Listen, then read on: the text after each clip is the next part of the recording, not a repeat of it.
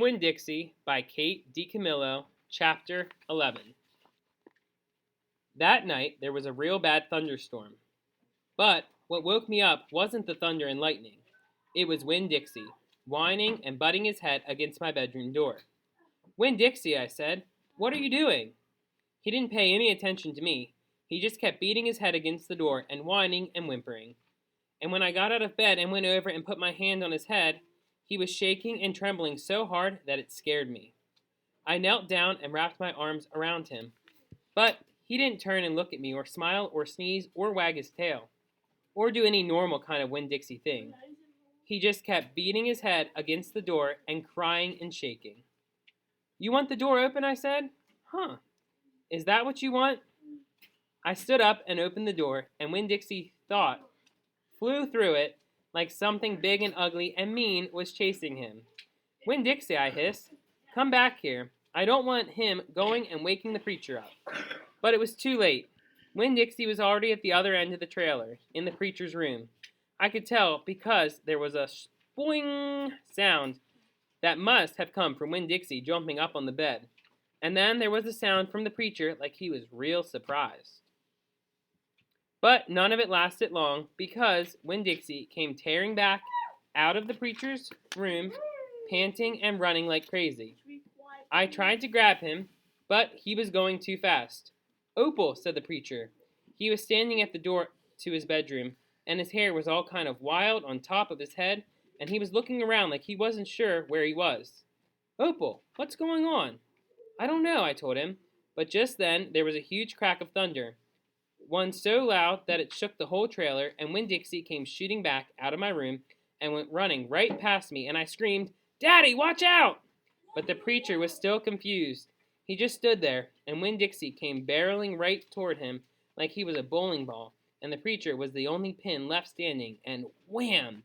They both fell to the ground. "Uh-oh," I said. "Opal," said the preacher. He was lying on his stomach, and Winn-Dixie was sitting on top of him, panting and whining. "Yes, sir," I said. "Opal," the preacher said again. "Yes, sir," I said louder. "Do you know what a pathological fear is?" "No, sir," I told him. The preacher raised a hand. He rubbed his nose. "Well," he said, after a minute, "it's a fear that goes way beyond normal fears. It's a fear you can't be talked out of or reasoned out of." Just then, there was another crack of thunder, and Winn-Dixie rose straight up in the air like somebody had poked him with something hot. When he hit the floor, he started running. He ran back to my bedroom, and I didn't even try to catch him. I just got out of his way. The preacher lay there on the ground, rubbing his nose. Finally, he sat up. He said, "Opal, I believe Winn-Dixie has a pathological fear of thunderstorms." And just when he finished his sentence, here came Winn-Dixie again, running to save his life. I got the preacher up off the floor and out of the way just in time. There didn't seem to be a thing we could do for Winn-Dixie to make him feel better. So we just sat there and watched him run back and forth, all terrorized and panting. And every time there was another crack of thunder, Winn-Dixie acted all over again like it was surely the end of the world. "The storm won't last long," the preacher told me. And when it's over, the real Winn-Dixie will come back." After a while, the storm did end.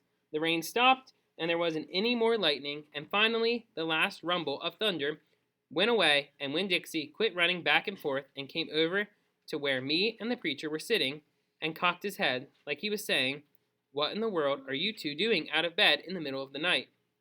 And then he crept up on the couch with us in this funny way he has, where he gets on the couch an inch at a time, kind of sliding himself onto it, looking off in a different direction, like it's all happening by accident, like he doesn't intend to get on the couch, but all of a sudden, there he is.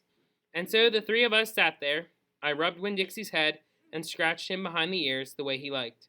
And the preacher said, "There are an awful lot of thunderstorms in Florida in the summertime." "Yes, sir," I said.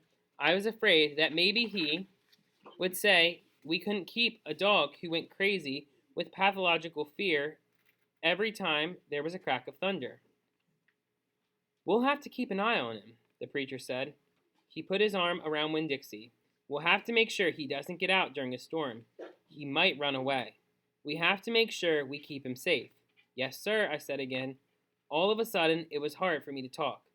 I loved the preacher so much. I loved him because he loved Winn-Dixie. I loved him because he was going to forgive Winn-Dixie for being afraid. But most of all, I loved him for putting his arm around Winn-Dixie like that, like he was already trying to keep him safe.